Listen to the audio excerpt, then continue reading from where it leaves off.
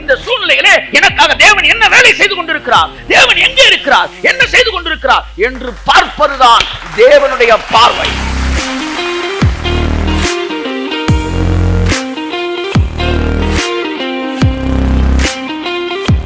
அவர் உங்களை சிறுமைப்படுத்துவதற்காக அமைதியா இல்லை.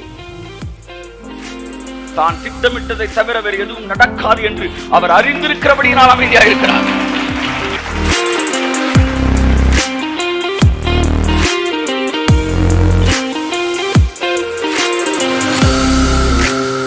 அவர் அமைதியா இருக்கிறார்னா அவர் தைரியமா இருக்கிறார்னு அர்த்தம். உன் தலையிலிருந்து ஒரு தலைமுடியும் கீழே விழாதுன்னு அர்த்தம்.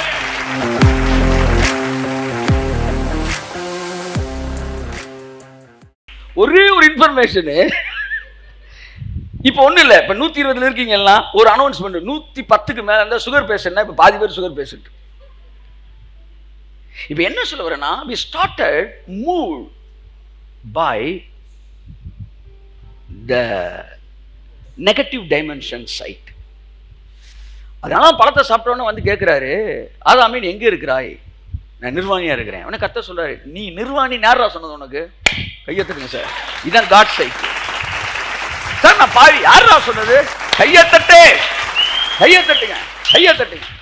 பாவி என்கிற வார்த்தை தேவன் சொல்லிக் கொடுத்தது இல்ல, பிசாசு சொல்லிக் கொடுத்தது. நிர்வாணி என்ற வார்த்தை பிசாசு சொல்லிக் கொடுத்தது. அவர் வந்து கேட்டார், யாரா சொன்ன நிர்வாணின்னு? அதுதான் தேவனுடைய பார்வை. ஆமென். அவன் நிர்வாணியா இருந்தும் அந்த நிர்வாணத்தை பாவமாக சொல்லாத பார்வை தேவனுடைய பார்வை. யார் உன்னை நிர்வாணி என்று உனக்கு அறிவித்தது யார்? ஆனா என்னைக்கு இந்த பழத்தை சாப்பிட்டோம்னா நெகட்டிவ் டைமென்ஷன் வந்துருச்சு. இன்னைக்கு நீங்களும் நானும் இந்த உலகத்தை இந்த நெகட்டிவ் டைமென்ஷன்லேயே தான் வாழ்ந்துகிட்டு இருக்கிறோம். ஆமென். உங்கள் வாழ்க்கையில எல்லாமே அதன் அடிப்படையில் தான் நடந்துகிட்டு இருக்கு. அதனால தான் நம்முடைய வாழ்க்கையில பதட்டம், பயம் எல்லாம் வருது. ஆனா இந்த பழத்தை சாப்பிட்டப்ப இன்னொரு கண் என்ன செஞ்சிருச்சு? மூடிருச்சு. மறுபடியும் அந்த கண்கள் இயேசு கிறிஸ்து பூமிக்கு வந்த போது, ஜீவ விருட்சத்தை நாம் புசித்த போது அந்த மனக்கண்கள் திறக்க ஆரம்பித்தது. அந்த மனக்கண்கள் திறக்க ஆரம்பித்த போது உங்களுடைய பார்வைகள், உங்கள் எண்ணங்கள் வேறு விதமாய் மாறியது. இப்போ நான் உங்களுக்கு சொல்கிறேன், சாதாரண டீமன் டைமென்ஷன் தான் எல்லாத்தையும் நம்ம ஃபிக்ஸ் ஆகிருக்கு. இயேசு நாமத்தில் இன்றைக்கி அந்த லென்ஸை பிடிங்கி வெளியே எரிஞ்சிட்டு புது லென்ஸை மாட்டிட்டு போகிறீங்க இல்லையா? சொல்லுங்கள். ஆமென். சாதாரண டைமென்ஷனில் இருக்கும்போது வார்த்தை எப்படி இருக்குது, தேவனுடைய டைமென்ஷன் வந்தோன்னா வார்த்தை, அதே வார்த்தை எப்படி மாறுதுன்னு உங்களுக்கு சொல்கிறேன். கொஞ்ச நாளைக்கு முன்னாடி ஒரு பிசாசை நான் விரட்டிக்கிட்டு இருந்தேன். இயேசு நாமத்தை வெளியே போயிருந்தேன். போக மாட்டேன், போறியா மண்டே, போயிரு. அப்போ பல்லு விளக்கிட்டு இருந்தேன். பல்லு விளக்கிட்டு போயிரு மரியாதையா. என்ன பல்லு விளக்கிட்டு பேசு? அப்புறம் வாயக்கு பிடிச்சிட்டு அவன்கிட்ட பேசுகிறேன், கிளம்புறியா இல்லை ஏசு? நான் உடனே அந்த ஆய்வு சொல்லிச்சு, நான் போகிறேன் ஆனால் மீண்டும் நான் வருவேன் அப்படின்ச்சு. இது அதிசயம் அட்வர்டைஸ்மெண்ட் மாதிரி பேசிக்கிட்டு இருக்கேன் நீ. அது சொல்லிச்சு, திரும்ப நான் வருவேன், நான் விலகவே மாட்டேன், நான் திரும்ப நான் வந்து மீட் பண்ணேன். போ அப்படின்னு அனுப்பிச்சி விட்டுட்டு அந்த உடனே 2 நாள் எனக்குள்ள இது ஓடிக்கிட்டே இருந்துச்சு. திரும்ப வரேன் இருக்கானப்பா. டமால் ஏதாச்சும் கிளாஸ் எழுதி தட்டி விட்டா ஏசு நாமத்தில் அந்த மாதிரி ஆகிடுச்சு. அவனோட வெற்றி என்ன தெரியுமா? போற பொண்ணை போட்டு விட்டு போடாம பாருங்க, அதுதான் அவனோட வெற்றி. இது வரைக்கும் நான் இருந்தனால நீ பயந்தேன், இப்போ நான் இல்லாமலே நீ பயப்படுவேன். நான் வருவேன், நான் உன்னை போக மாட்டேன். 2 நாள் அது ஒன்று. ஆண்டவரே இயேசு நாமத்தில் அந்த பிசாசு வருகிற வழியில் அடைக்கிறேன், அதை பண்ணுறேன், இதை பண்ணுறேன், ஆச்சா பூச்சா. நான் கர்த்தர் சொன்னார், இப்போ தான் காட்ஸ் டைமென்ஷன் வருது. அவர் பேசும்போது அந்த டைமென்ஷன் சொல்கிறாரு, பரவாயில்லப்பா, நான் 1000 வார்த்தை உன்கிட்ட சொல்லியிருக்கிறேன், நான் உன்னை விட்டு விலகுவதில்லை, உன்னை கைவிடுவதில்லை, உயர்த்துவேன்னு. ஒரு வார்த்தை கூட நீ இந்த அளவு நம்பினதே இல்லை. அவன் ஒரே ஒரு வார்த்தை தான் சொன்னான், இவ்வளோ ஆழமா நீ விசுவாசிக்கிறியேன்னாரு. அதை கேட்ட உடனே என் கண்ணு திறந்துச்சு. சீ, இந்த வேலைக்கார பையன் சொன்னதை இவ்வளோ பெருசா எடுத்துக்கிட்டுமே. ராஜா எஜமானன் சொல்றாரு, நான் உன்னை விட்டு விலகுவதும் இல்லை, உன்னை கைவிடுவதும் இல்லை, உன்னை தொடுகிறவன் என் கண்ணின் மணியை தொடுகிறான் என்று சொல்லி இருக்கிறாரே. ஏன் அதை இரவு பகல் நான் தியானிக்கவில்லை? ஏன் அதை குறித்து நான் சிந்திக்கவில்லை? இந்த சூழ்நிலையிலே எனக்காக தேவன் என்ன வேலை செய்து கொண்டிருக்கிறார், தேவன் எங்கே இருக்கிறார், என்ன செய்து கொண்டிருக்கிறார் என்று பார்ப்பதுதான் தேவனுடைய பார்வை. அதுதான் மனக்கண்கள் திறக்கப்பட்ட ஒரு பார்வை. எல்லா சூழ்நிலைகளிலும் வியாதி என்ன செய்கிறது என்பதை மருத்துவர்கள் பார்க்கிறார்கள். எல்லா சூழ்நிலைகளிலும் பிசாசு என்ன செய்கிறார் என்பதை குறி சொல்வர்கள் பார்க்கிறார்கள். எல்லா சூழ்நிலைகளிலும் தேவன் என்ன செய்து கொண்டிருக்கிறார் என்பதை விசுவாசி பார்க்க வேண்டும். இப்பொழுது ஒரு கேள்வியை நான் கேட்கிறேன், உன்னுடைய வாழ்க்கையில இப்பொழுது தேவன் என்ன செய்து கொண்டிருக்கிறார்? ஆச்சா, தூங்கிட்டு இருக்கிறாரா? என்ன செய்யறாரு? அதை பத்தி நாங்க யோசிக்கவே இல்லை சார். யோசி.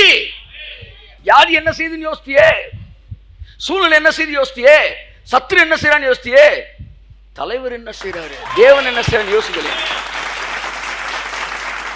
ஒவ்வொரு சூழ்நிலையிலும் தேவன் என்ன செய்து கொண்டிருக்கிறார்? நான் சொன்னேன் சமீபத்தில், 2 நாளுக்கு நீ ஏன் அமைதியா இருக்கிறீங்க ஆண்டவரே? Why do you keep your mouth in mum? ஏன் அமைதியா இருக்கிறீர்?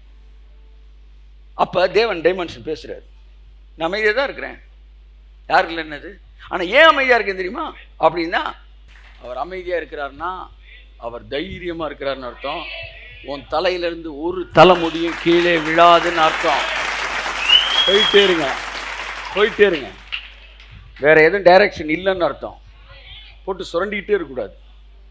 கார் டிரைவர் ஓட்டும்போது நீங்கள் வழி சொல்லிக்கிட்டே வரணும். ரைட்டில் போங்க, லெஃப்ட்டில் போ. ஊருக்குள்ளே போகும்போது எப்படி சார் போக நம்ம கேட்பான், நம்ம பேச்சு வாக்கில் மறந்துடும்.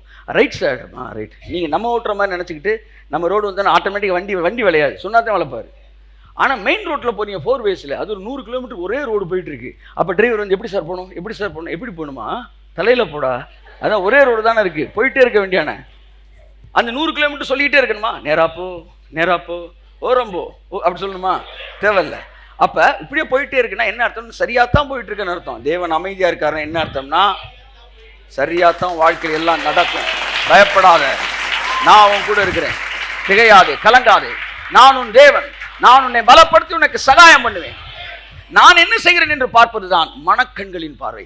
இதுக்கு தான் பவுல் ஜோமன்னா எங்களுக்கு பிரகாசமான மனக்கண்களை தந்துருள வேண்டும் என்று சொல்லி நாங்கள் வேண்டிக் கொள்கிறோம். ஆமென் சொல்லுங்க. என் அன்புக்குரியவர்களே, கிறிஸ்தவ வாழ்க்கை என்பது மனக்கண்கள் திறக்கப்பட்ட ஒரு வாழ்க்கை. ஆமென் சொல்லுவோம். எங்க இருந்து? எபேசியர் 17 வசனம் ஸ்டார்ட் ஆகுது. நம்முடைய கர்த்தராகிய இயேசு கிறிஸ்துவின் தேவனும் மகிமையின் பிதாவுமானவர் தம்மை நீங்கள் அறிந்து கொள்வதற்கான ஞானத்தையும் தெளிவையும் அளிக்கிற ஆவியை உங்களுக்கு தந்துள்ள வேண்டும் என்றும் தாம் நம்மை அழைத்ததினாலே ஞானத்தையும் தெளிவையும் அளிக்கின்ற ஆவி. எல்லாம் சொல்லுங்க. இந்த ஞானத்தையும் தெளிவையும் அளிக்கிற ஆவி உங்க மேல இறங்கிடுச்சு. the presence of God. எல்லாம் சொல்லுங்க. Hello hello. ஃபர்ஸ்ட் சொல்றேன், when the spiritual eyes will open. when will the spiritual eyes open? எப்பொழுது உங்கள் ஆவிக்குரிய கண்கள் திறக்கப்படும்? ஞானத்தையும், எல்லாம் சொல்லுங்க, தெளிவையும் அளிக்கின்ற ஆவி. எல்லாம் சொல்லுங்க, ஆவி. come on say the spirit of God. come on say spirit of God.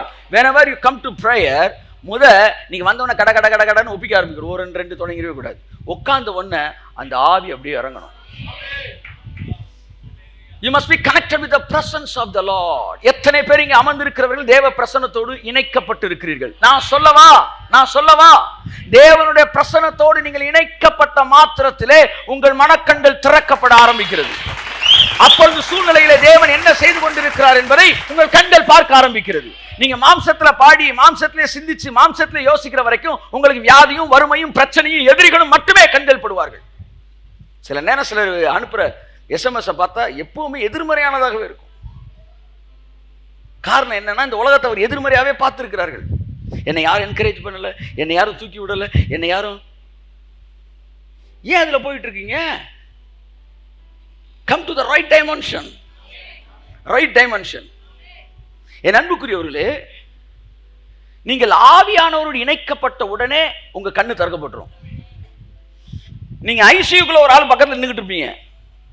நீங்க ஆவிக்குரிய கண்ணு திறக்காம நீங்க ஜெபம் பண்ணிக்கிட்டே இருப்பீங்க. ஜெபம் பண்ண பண்ண பண்ண பண்ண பண்ண அவர் இன்னும் இழுத்துக்கிட்டு போற மாதிரியும், கடைசியில அப்படியே ஒரு பக்கம் தலையை சாச்சு கீழே விழுந்துடுற மாதிரியும், கடைசியில் 4 பேர் தூக்கிட்டு போற மாதிரி இந்த படம் ஓடிக்கிட்டே இருக்கும்.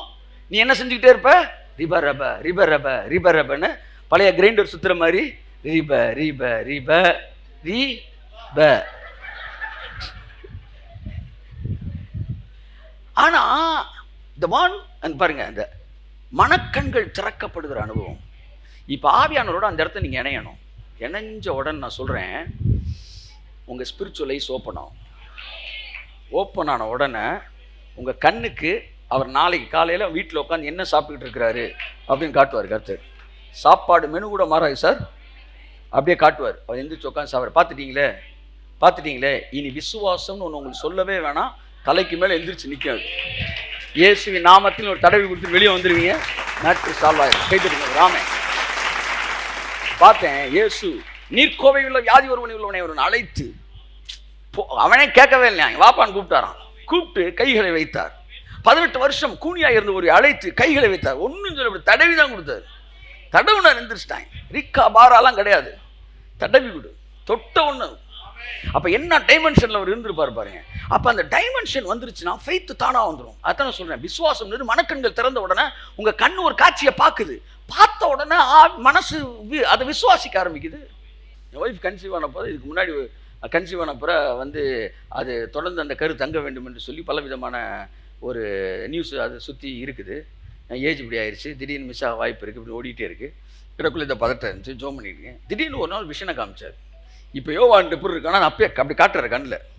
அது ஊழியக்காரர் சொல்கிற தூக்கி அந்த இதை தூக்கி அப்படி கையில் போடான், பிடிச்சி கடான கபக்குன்னு பிடிச்சி அப்படி கர்த்தர் குழந்தைய தூக்கி போடுவார். நீ டம்முன்னு பிடிச்சிட்டு போயிட்டு நான் ஓடுன்னு சொல்ல போகிறாரு அப்படின்னு சொன்னேன். நான் கண்ணில் பார்த்தேன். நான் ஜஸ்ட் சா பார்த்த உடனே என் மனசுக்குள்ள இந்த அவிசுவாசம் போய் டக்குன்னு ஒரு ஸ்ட்ராங் ஃபெய்த் வந்துருச்சு. என்னென்னா, ஆவியின் கண்கள் திறந்த உடனே இன்னும் 5 மாதம் கழிச்சு என்ன நடக்க போகுதுன்றது முன்னாடியே காட்டிட்டார்.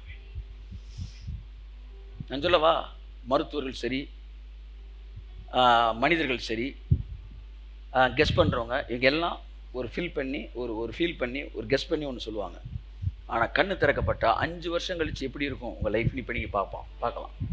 இதை பார்த்த பிறகு உங்களுக்கு அவிசுவாசம் ஒன்று வரவே, ஞானத்தையும் தெளிவையும் அளிக்கின்ற ஆவி உங்களுக்கு வரும்போது எல்லாம் சொல்லுங்கள் பிரசன்ஸ் ஆஃப் காடு, எல்லாம் சொல்லுங்கள் தேவனுடைய பிரசன்னம், எல்லாம் சொல்லுங்கள் தேவனுடைய பிரசன்னம்.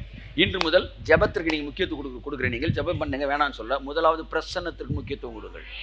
யாரை பார்த்து ஜெபிக்க போறீங்க அவர் வரட்டும், அவர் அந்த இடத்துல இறங்கட்டும், அவரோட இணைஞ்சு அவரோட கை ஓருங்க. அப்படியே அந்த அறைக்குள்ள தேவ பிரசன்னம் கடந்து வரட்டும். அண்ட் ரூமாக் அப்படி ஜெபித்த போது செத்து கிடந்த தன் பிள்ளை உயிரோடு எழுப்பினார். Presence of God is very important in your life. இந்த நாள் முதற்கொண்டு உங்களை சுற்றி தேவ பிரசன்னம் இருக்குது. அருமையான தேவ பிள்ளையே, வெறும் வார்த்தையினால் மூவ் பண்ணுகிற ஒரு அனுபவம் என்பது the first level experience. The second level experience is moving in presence, moved by the presence of the Lord.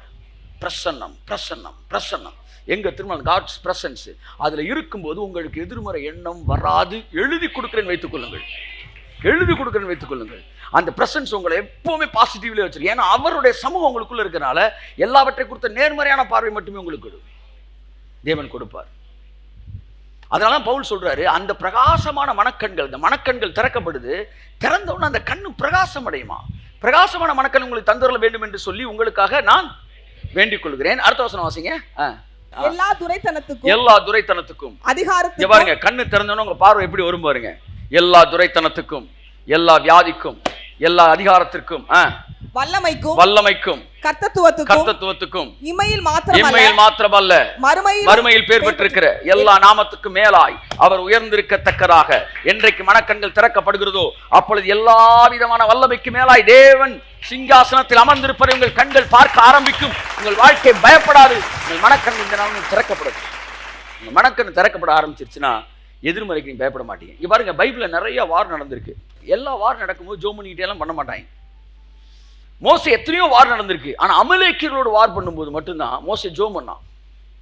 மற்ற எல்லா வாரிலையும் நீங்க போய் போர் பண்ணுங்க பண்ண ஜோம் பண்ணுன்னு சொல்லலை. ஏன்னா அந்த அமலேக்கியர்களை பற்றி ஒரு பிக்சரை ஆவியான பல வருஷங்களுக்கு முன்பு எனக்கு கொடுத்தார். இந்த அமலேக்கியர்கள் என்பவங்க அவங்க ஃபுல்லா மந்திரவாத கூட்டங்கள் விச்சு. அப்ப இந்த அமலேக்கியர்கள் என்ன செய்வாங்கன்னா, ஒரு 40,000-50,000 பேர் போர் வீரர்கள் நிற்பாங்களாம். ஆனா அவங்க மந்திரத்துல நிற்கும் போது, எதிர்நாட்டுக்காரன் நிற்கும் போது இவங்க 40,000 பேரை தெரிய மாட்டாங்களாம், 40 லட்சமா தெரிவாங்களாம். அப்படி ஒரு கண்கட்டி வித்தை, ஒரு அசுத்தாவியலின் வல்லமை இந்த அமலேக்கிய இடத்தில் இருந்தது. அதனாலதான் எதிரே வர்றவன் இவன் ஒரு 1,00,000 பேரோட வருவான். இவன் வெறும் 40 தான். ஆனா 40 லட்சம் பேர் தெரிஞ்ச உடனே அவ்வளவு கூட்டத்தை பார்த்தவொடனே இவனுக்கு பாதி பேருக்கு என்ன ஆயிரும், உருகி ஓடிடும் ஈரல். இந்த முதல் பார்வையிலே அவனுக்குள்ளே பயத்தையும் கலக்கத்தையும் ஏற்படுத்த வேண்டும் என்பதுதான் அமலேக்கியனின் தந்திரம். அதனால தான் அவன் மந்திர ஆலோசனை, யுத்தத்துக்கு மந்திர ஆலோசனைன்னு ஒன்று இருக்கு. அந்த மந்திர ஆலோசனை அமலேக்கியன் வைத்திருந்தான். அதனால தான் யாருக்கும் எல்லாரும் விலகி வழிவிட்டப்ப அமலேக்கியன் மட்டும் யாரா இஸ்ரவேலு, ஐயா செங்கடலே பிளந்துருச்சியா, எல்லாம் வந்து எல்லா நாட்டுக்காரனும் தோத்துட்டாங்க. தோத்தா நாங்கள் யார் தெரியுமா, ஏகப்பட்ட மந்திரத்தை கையில் வச்சிருக்கோம், வர சொல்றான் நின்னாய். அவனுடைய பெருமை அகங்காரத்தை தேவன் பார்த்து சொன்னாரு, மற்ற நாட்டுக்காரன்லாம் அடிச்சுட்டு அங்கங்க சிதறி போனவன் விட்டுரு, ஆனா இவனை மட்டும் கடைசி ஆள் வரைக்கும் நசுக்கி எடுத்துடுறா, குழந்தைய கூட செவுத்துல மோதி அடிச்சு காலி பண்ணு, அதுல ஒரு வித்தும் இருக்கக்கூடாது, அமலேக்கின்கிற பெயர் வானத்தின் கீழே பூமியில எங்க இருக்கக்கூடாதுன்னாரு. கர்த்தர் நல்லவர், கையத்தட்டு. எந்த ஸ்பிரிட்டு, எந்த வியாதி அல்லது எந்த பணம், எந்த பிரச்சனை உங்கள்கிட்ட தொடர்ந்து போராடுதுன்னு வச்சுக்காங்களேன், அதுக்கு ஒரு பெருமை இருக்கும். நீங்க ஜெபிச்ச பிறகும் துரத்துன பிறகு திரும்ப வேலை பார்க்குதுன்னா எழுதி வச்சுக்காங்க, மற்ற பிரச்சனையை கூட ஓடிடும், லைட்டா ட்ரேஸ் இருக்கலாம், ஆனா இந்த பிரச்சனை இனி சாகுற வரைக்கும் உங்கள்கிட்ட வரப்போறது இல்ல. அப்படி ஒரு ஜட்ஜ்மெண்ட் அந்த பிரச்சனை அவன் தலையில அதுவே எழுதிக்கிட்டு இருக்கு. அதனாலதான் திமிர்ல 2 நிமிஷம் எக்ஸ்ட்ரா நின்றுட்டு இருக்க நீ, வாங்க போற இயேசு நாமத்துல. ஆமென். அமலேக்கியன் நின்றனாலதான் அவன் பேரே எல்லாம் அழிச்சாரு. நண்புக்குரியவர்களே, மோசே ஜெபிக்க ஆரம்பித்தான். அப்பதான் இவங்க கண்ணு திறக்குது. திறந்த பேர் 50 பேர் தான் வந்து நிக்கிறாங்க கல்லு.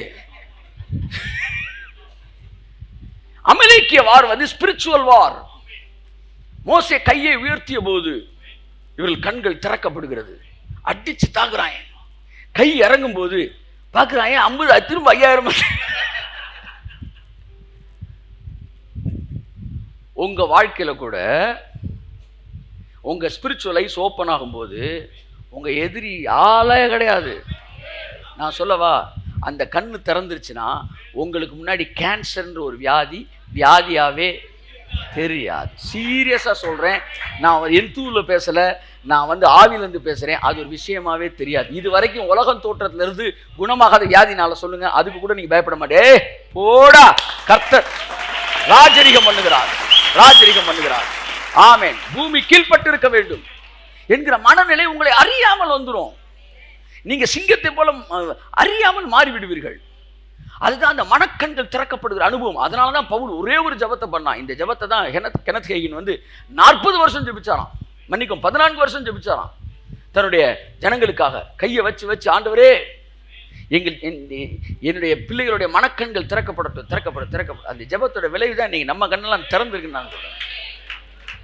உங்க மனக்கண் திறக்கணும். இன்றைய பிரச்சனை என்னன்னா, பக்கத்தில் தட்டி சொல்லுங்க, உங்க கண்ணு திறக்கணும், அவ்வளவுதான். ஆகார் அழுதால், எனக்கு ஒரு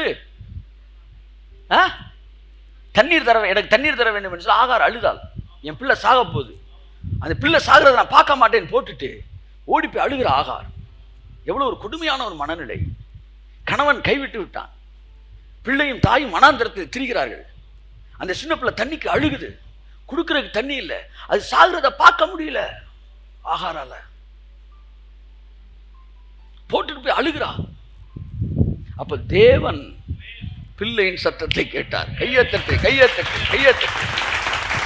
நம்ம நினைக்கிறோம்ல, நல்லா ரசிக்கப்பட்டு நம்ம வந்து நல்ல ஃபாஸ்டிங் நல்ல ஒரு லெவலுக்கு வந்து ஸ்பிரிச்சுவல் விஷயங்கள்லாம் அறிஞ்சு ஜெபிச்சோன்னா கர்த்தர் கேட்டு பிள்ளை சவுண்டை டைரக்டாவே கேட்கிறாராம்.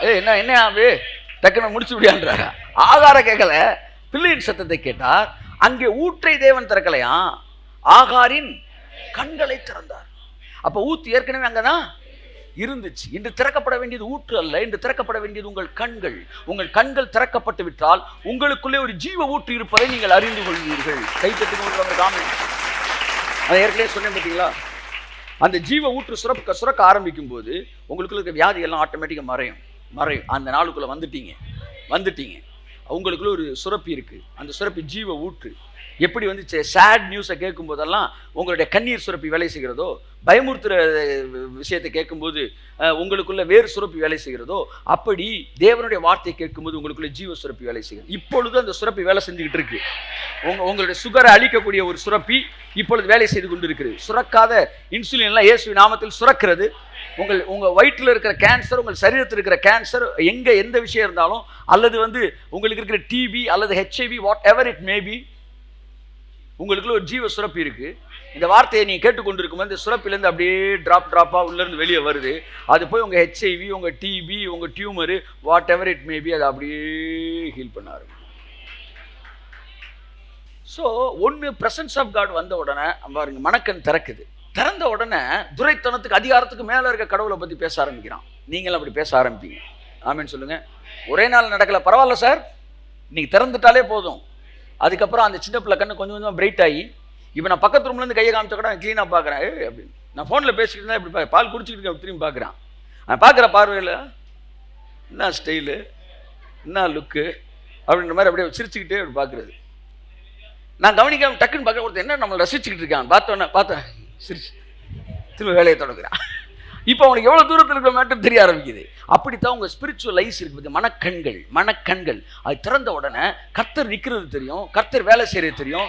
அவர் நிற்கிறத பார்த்தோன்னா உங்களுக்கு வியாதி மேலே பயமே இருக்காது, சூழ்நிலை மேலே பயமே இருக்காது, கடன் மேலே பயமே இருக்காது, எதிர்காலத்தை பற்றி பயமே இருக்காது. அவர் கூட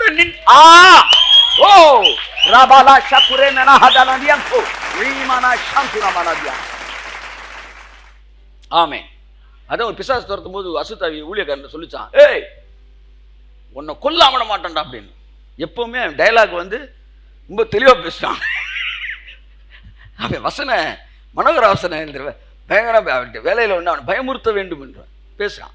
பேசுறது கொஞ்ச நேரம் இவர் என்ன செஞ்சுட்டாரா, என்னடா அப்படி பேசிட்டு இருக்கான், கொண்டு போடுவாங்க என்னன்னு சொல்லிட்டு அந்த அசுத்தாவி பிடிச்சாலும் நாக்க இவ்வளவு தூரத்துக்கு தொங்குதான். உன்னை கொல்லாம விட மாட்டேன்.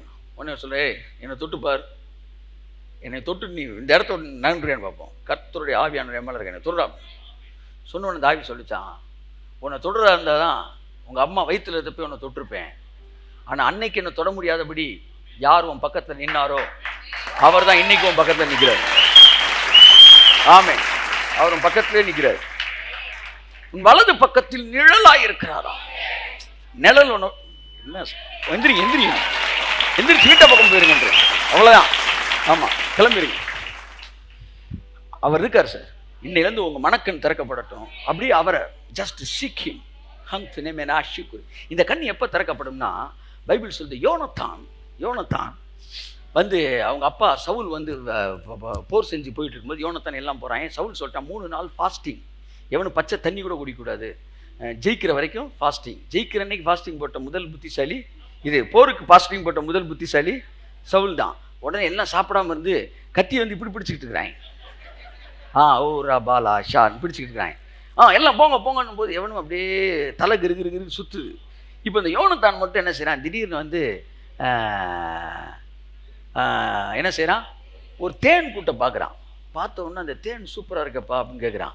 சொன்ன உடனே ஆமாம் சார் அப்படின்னு பக்கத்தில் ஒரு தின்னுக்கிட்டு இருக்கான். டக்குன்னு ஒரு அம்பை எடுத்து ஒரு வில், அது என்ன வில்ல அம்பு தானே, அதை டக்குன்னு குத்தி அந்த வீட்டிலேருந்து குத்தி அதை எடுத்து அப்படியே சாப்பிட்றான்.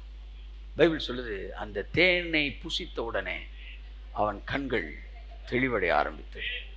தெளிவடைஞ்ச உடனே சிங்கிள் மேடா போய் அடிச்சு தகர்த்துறான், கையை தட்டு அச்சா. அதுதான் தேனை புசிக்காதவன் 1000 பேர் சாதிக்காததை தேன் சாப்பிட்ட ஒருத்தையும் சாதிச்சிருவான். வேதம் சொல்லுகிறது, வார்த்தை தேனிலும் தேனிலும் மதுரம் உள்ளது. ஆமே, அவர் வார்த்தையை புசிக்கும் போது உங்க கண் திறக்குமா, மனக்கண்கள் திறக்கப்படுகிறது. திறந்த உடனே 10,000 பேர் வேணாம் சார் நடுங்கிட்டு இருக்கான், நீ ஒரே ஆளு மாப்பிள்ள பார்த்து இறங்கி அடிப்பீங்க. ஏன்னா அதுதான் தேன் புசித்தவனின் பார்வை. 2 பேர் போய் ஜெயிச்சுட்டு வந்துட்டாங்க. தேனை புசியுங்கள், உங்கள் கண்கள் திறக்கப்படும், மனக்கண்கள் திறக்கப்படும். தேவனோடு இருக்கிற உறவு, அந்த பிரசன்னம் இருக்கு பார்த்தீங்களா, அந்த பிரசன்ஸில் எப்போவுமே ஜெபம் பண்ண உடனே பிரசன்ஸில் கனெக்ட் ஆயிடணும். ரூமுக்குள்ளே போன உடனே சுவிட்சை போட்டுட்டு தான் நான் ஃபேனை போட்டுட்டு தான் உட்காருங்க. அந்த மாதிரி நுழைஞ்ச உடனே டக்குன்னு கனெக்ட் ஆகி அப்படின்னு அடுத்த வேர்ல்டுக்குள்ளே என்ட்ரு ஆயிடணும். என்ட்ரு ஆன பிறகு தான் அன்பின் பரலோக பிதா, அதுக்கப்புறம் தான் வரணும். தொடக்கத்தில் சாத்தியம் இல்லாது இருக்கலாம், ஆனால் அது நீங்கள் தனி ஜெபத்தில் சாத்தியமாகும் போது பொது இடத்திலும், அது பொது இடத்துக்கு வரும்போது டக்குனு கனெக்ட் ஆக முடியாது. ஏன்னா முன்னாடி ஒரு 500 பேர் உட்காந்துருக்காங்க போது உங்கள் மைண்ட் இங்கேயே தான் போகும். அதனால என்ன செய்யுது, வாய் மாம்சத்தில் ஜெபிக்க ஆரம்பிக்கும். ஆனால் அதில் நீங்கள் ஜெயிச்சிட்டீங்கன்னு வச்சு ஒன்றுமே இல்லை, அப்படியே கனெக்ட் ஆகி இவங்களை மறந்துட்டு அப்படியே கனெக்ட் ஆகிட்டீங்கன்னா டக்குன்னு யார் அந்த மல்லிகான்றுவீங்க, யார் அந்த Maithili, God will use you Maithili. அப்படி அந்த சுவிட்ச் ஓவர் ஆகுறீங்க பாருங்க, அப்போ கண்ணு திறந்துடும். திறந்துட்டா சக்கு சக்கு சக்கு சக்கு சக்கு சக்குன்னு குத்திடுவீங்க. என் அன்புக்குரியவர்களே, இந்த நாளிலே தேவன் உங்களை அந்த ஆசீர்வாதத்தை கொடுக்க விரும்புகிறார். ஆவியானவர் சொன்னார், வந்திருக்க என் பிள்ளைகளுடைய மனக்கண்களை நான் திறக்கப் போகிறேன், திறந்திருக்கிற மனக்கண்களை நான் பிரகாசம் அடைய வைக்கப் போகிறேன். The more you hear the voice of God, the more your spiritual eyes will be brightened. ஆமென் சொல்லுவோம். ஆதாம் பழத்தை புசித்த போது ஒரு எதிர்மறையான டைமென்ஷன் வந்துருச்சு. நம்ம எல்லாருக்கும் அந்த டைமென்ஷன் இருக்கு. அந்த டைமென்ஷன்லேருந்து விடுதலை பெற்று ரட்சிக்கப்பட்ட நாம் காட்ஸ் டைமென்ஷனுக்குள்ள வரும்போது எல்லாமே சந்தோஷமா இருக்கும். ஆமென். நித்திய மகிழ்ச்சி அவன் தலைமையில் இருக்கும், சஞ்சலம் தவிப்பும் ஓடிப்போம், எல்லாவற்றுக்குமான கரையத்தை அவர் செலுத்தியிருக்கிறாரு. ஆக என் வாழ்க்கை எல்லாம் நல்லா தான் நடந்து ஆக வேண்டும். ஏனென்றால் நான் கிரயம் கொடுத்திருக்கிறேன். ஆகவே எனக்கு எல்லாம் சரியாக நடக்கும். ஆமென் சொல்லுங்க. ஹல்லேலூயா. ஸோ தைரியமாய் கடன் செல்லுங்கள். கர்த்தர் உங்களை மனக்கண்கள் திறக்கப்பட்ட கிறிஸ்தவனாய் வைத்திருப்பாராக.